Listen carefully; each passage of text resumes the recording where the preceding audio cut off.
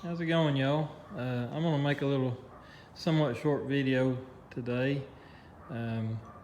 Working on this old generator for my dad. It's a Briggs and Stratton. I'm not sure what year this engine is, but you know, it's just an old Briggs. Those things, I mean, they were on generators, water pumps, go-karts, anything you could think of. You know, that's what these were used for back in the day before the Chinese Honda clones got popular. Really good little engines, run forever. But I'm kind of going to just talk about the carburetor. And this is the gas tank. The carburetor bolts to the top. And so basically you've got your carburetor or your gas tank, and then your carburetor has a long and a short straw on it. And I've got it backwards, but it goes in the tank and sits down on her like this and bolts to your engine. Now, why does it have two straws on it?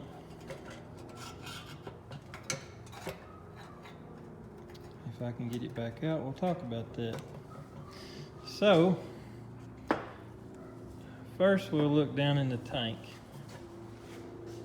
This small hole, I know you can't really see. Let me get my light set up here. Not sure that helped.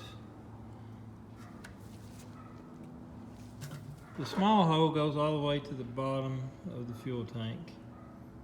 You can just barely see. You can see it goes on down in there. The short straw goes in this larger hole, and this has a little fuel basket in it. And that's significant, and we'll talk about that here in a second. So here's the carburetor. If we turn it over, there's a spring that goes in here, just like that. It's real soft. Push it in real easy with your finger. And on top of that is your vacuum.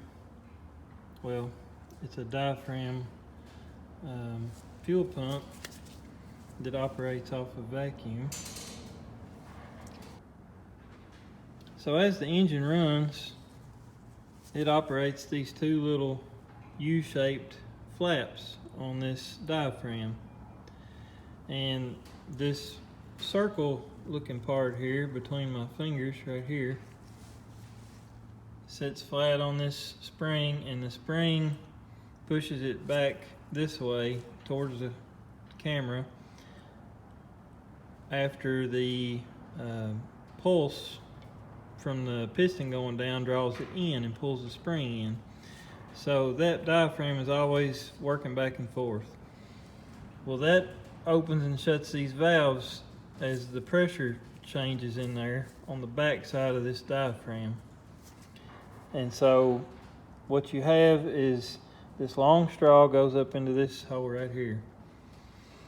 So as there's suction from the diaphragm getting drawn in and compressing the spring, it pulls fuel up, and then once it's in here, the flap closes and doesn't let the fuel go back out.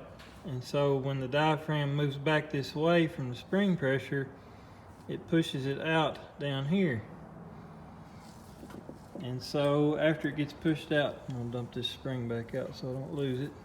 And so after it gets dumped back out this passage here, it comes down here to this little flat passage in the bottom of the carburetor, like a little mouth, and that dumps fuel directly into this bowl.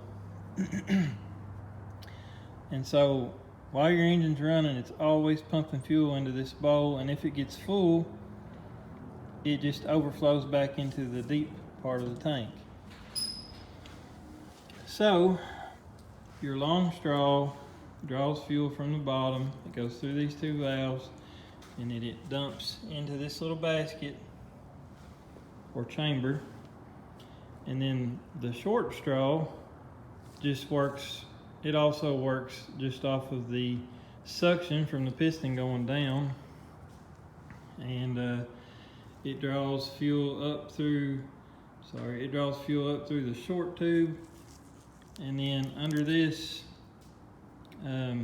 this is a needle, and under it is a jet. And then that leads straight into this carb passage here. So the engine makes enough vacuum to, I guess, consistently draw the same amount of fuel through this tube.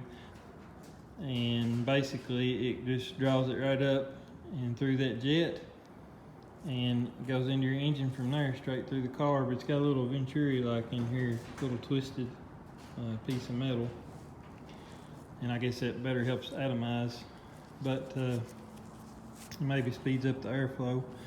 But and then you just use your needle here to adjust the fuel mixture. By opening it, you should be allowing more fuel through the jet. By closing it, it should be drawing less fuel through the jet. So in a nutshell, that's how this carburetor works. Both those tubes have a purpose. If your diaphragm pump that seats over here, it's just this little flap, that's all there is to it. It can get bad. The one I took out of this one was getting flaky. You can see it's kind of corroded, it's hardened up, it's not near as soft as this one. If I hold this one by the corner, it stays pretty flat, and there's actually material flaking off, so that's not good. If I pick this one up by the corner, you can see it just bends over. It's really soft. That's what you want, because there's not a lot of pressure, and that diaphragm needs to move freely back and forth. It just barely moves, and that's enough suction to draw through this straw and fill the main fuel bowl here with fuel, and then from there it works like any normal carburetor. If you have a tank that's mounted above, that's why you have a float bowl and needle and seat. It's just kind of a different operation, but anyway, pretty neat little carburetor, pretty simple. I mean, this thing will last almost indefinitely, just with maintenance maybe every 20 years if you don't let the fuel gum it up. But I've already cleaned this out. I took the needle out of it and took the jet out, made sure all that was clean. I'm going to reassemble the spring and then the diaphragm, and it's just got a cap that goes on it with 4 screws. And once I get all that back in the generator, I'll try to get a little fuel in it and show y'all how it runs. Just a quick look at everything installed before I put it back on the engine. It's just your crankcase breather here, this little tube. There's the vacuum diaphragm, and then here's your needle adjustment, and the jet is behind it.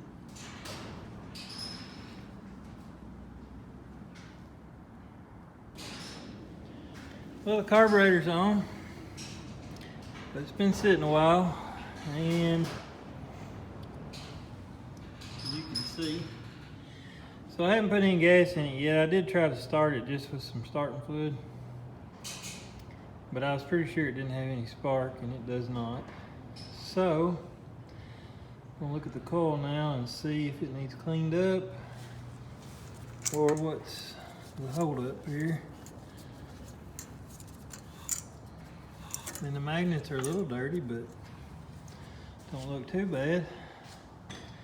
So I'm gonna check into it and I'll get back with y'all. So all I've done is cleaned up the magnets a little bit on the flywheel, and kind of cleaned up the bottom of the coil. I didn't take it off. I just kind of got some sandpaper up under it. I'm gonna try that It's been sitting a while. Dad said it worked good the last time he ran it. And the carburetor was the only issue he was having as far as I know.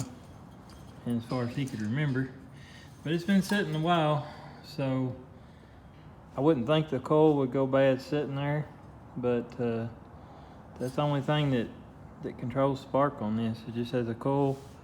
When you want to shut it off, you ground it out with that. So I'll put it back together and see if it's got any spark.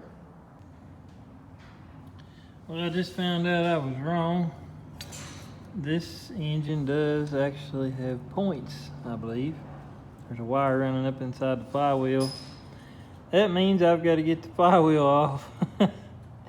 And I'm sure the points are dirty. And so I'm gonna see if I can get the flywheel off and clean the points.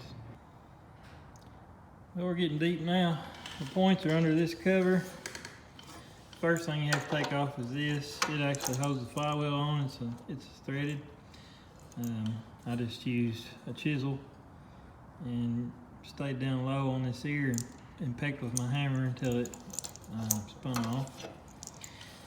And the flywheel, I just took a pry bar, kind of pried against the engine block between it and the flywheel, kind of pried out on the flywheel, and then just took a small hammer and pecked. I didn't beat on the crankshaft, I just pecked on it, and it broke free really easy.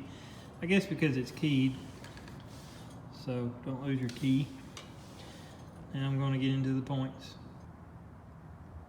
So I'm into the points here. There's a little cam in there that pushes up on that little black piece right in the center, right here where my finger is. And then over here is the points. And that's the condenser right here. And you loosen that 1/4 inch headed bolt to adjust the condenser. I put this back on so I could spin it. I did go ahead and clean the points. They seem to be gapped about right at 20 thousandths. And maybe you'll be able to see them kind of close and open. Kind of shaky. There they went. There they went again. So they seem to be working as they should. And so I'm gonna go ahead and put it back together and see if I've got spark now that I've cleaned the points. They were a little bit corroded. So everything in here is back together. I just use an oil filter box or something like that, just this single layer cardboard usually to set the gap on these. It's a lot easier than using feeler gauges, and it works fine.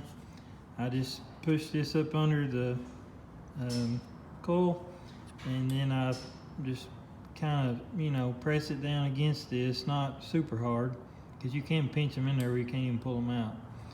But you can see I can still push it back in, and that's right about 20 thousandths, I'd say. Probably about where it needs to be, at least close enough. So it's just a lot easier to do it that way most of the time. So I'm gonna finish putting the pull start housing back on and see if we got spark. Now check it out.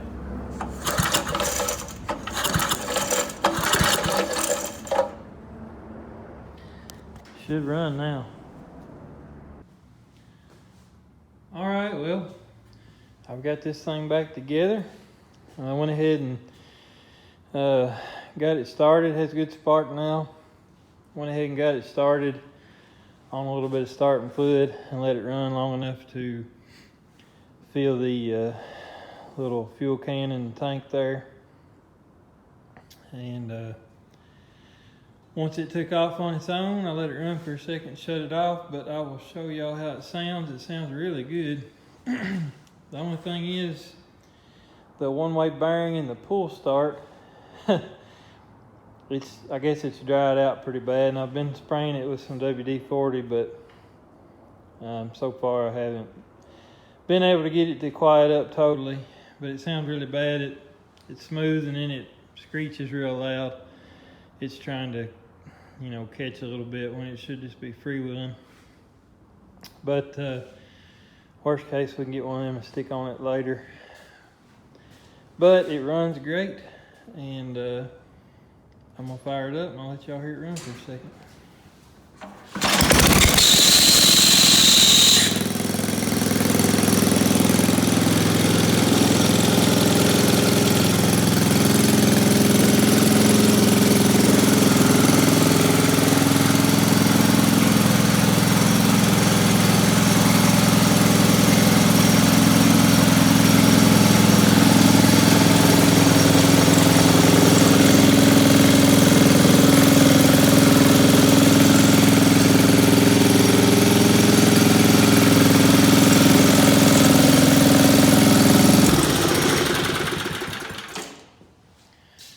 Alright y'all, that's the end of this video. Really just planned on it being kind of talking about the carburetor a little bit. It definitely went longer than expected, but it runs great, and now it's ready to use again if somebody needs it. So appreciate y'all watching.